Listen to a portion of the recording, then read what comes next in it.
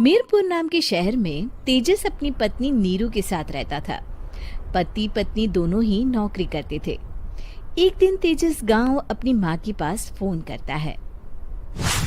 Hello, प्रणाम माँ। जीते रहो माँ, तुम दादी बनने वाली हो। हैं? हैं? अरे वाह, ठीक है बेटा, मैं कल ही आती हूँ। जब माँ जी शहर पहुंची तो बेटे बहू ने बहुत अच्छे से स्वागत किया। लीजिए माँ जी, चाय। अरे गर्मा गर्म पकोड़े ले आओ माँ के लिए।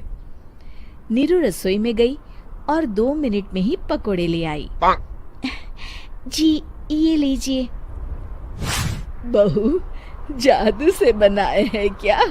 अभी तो रसोई में गई थी। यम्मी। माँ जी, शीला रसोई में पकोड़े तल रही है, मैं बस लेकर आई। हे भगवान, मेरा धर्म भ्रष्ट कर दिया तूने। अब तो गंगा जल से शुद्धिकरण करना होगा। दूसरे दिन, माँ जी मैंने नाश्ता बना दिया है, ऑफिस जा रही हूँ। पर अभी तो घर का सारा काम पड़ा है। शीला आती ही होगी, झाड़ू पोछा बर्तन कपड़े वो सब कर लेगी।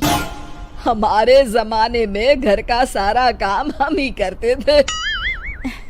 जी माँ जी, आप बहुत होशियार हैं, मैं घर ऑफिस दोनों नहीं संभाल पाती। तो जरूरत क्या है घर से बाहर जाकर चाकरी करने की? वैसे भी घर का काम खुद करने से घर में बरकत आती है, समझी? पर माँ जी। पर वर कुछ नहीं, इस महीने की पगार मिले फिर ऑफिस बंद है। हाँ। रात को नीरू तेजस से कहती है, सुनिए जी, माँ जी बोल रही थी कि मैं नौकरी छोड़ दूं। वैसे ठीक ही तो है, अभी तुम्हें आराम की जरूरत है। फिर भी आराम कहाँ, शीला को छुड़ाने के लिए बोल रही थी। तो अब 24 घंटे में इतना काम तो कर ही सकती हो। पर जॉब पसंद है मुझे, घर पर मन नहीं लगेगा। अगले दिन जब दोनों ऑफिस के लिए निकल रहे थे, मेरी तो कोई कीमत ही नहीं है इस घर में। माँ जी, आजकल महंगाई बहुत है, रहन सहन भी बदल गया है, दोनों नौकरी करते हैं तभी ठीक रहता है। अच्छा, तू कहना क्या चाहती है? मेरा बेटा तुझे बिठा के खिला नहीं सकता? तू ही इस घर का खर्च चला रही है, हैं? नहीं माँ जी, मेरा वो मतलब नहीं था। मतलब खूब समझती हूँ, ये बाल धूप में सफेद नहीं किए मैंने। हाँ।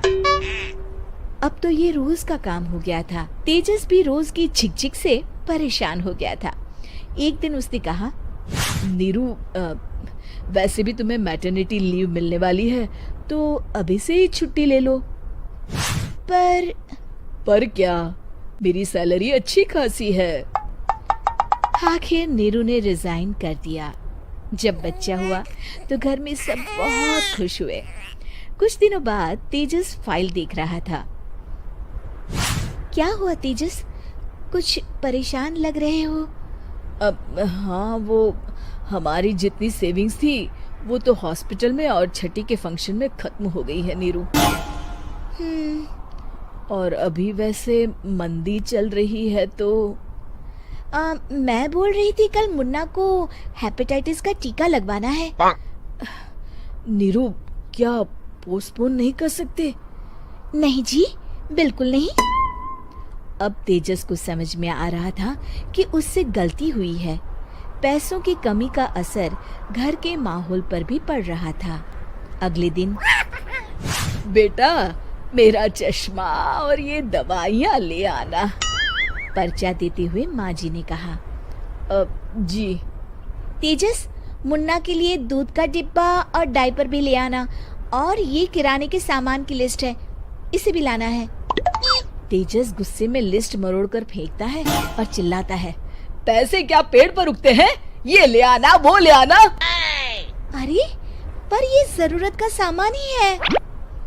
वो गुस्से में बिना कुछ कहे ऑफिस चला गया। अरे अरे लंच तो ले जाइए। नीरू दौड़कर डिब्बा पकड़ाती है। एक दिन खाना खाने के बाद, नीरू,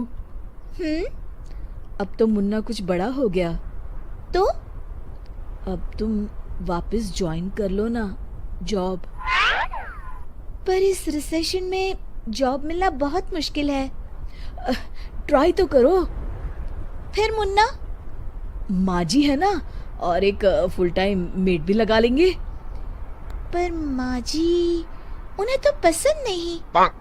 तभी माँ जी वहाँ आ जाती है और प्यार से नीरू के सर पर हाथ फेरते हुए बोलती है, अब मेरी समझ में आ गया बहू, पहले के और अब के समय में अंतर है। तुम काम शुरू करो, मुन्ना की जिम्मेदारी मेरी। मेरी प्यारी माँ जी। ये कहकर नीरू उनके गले लग गई।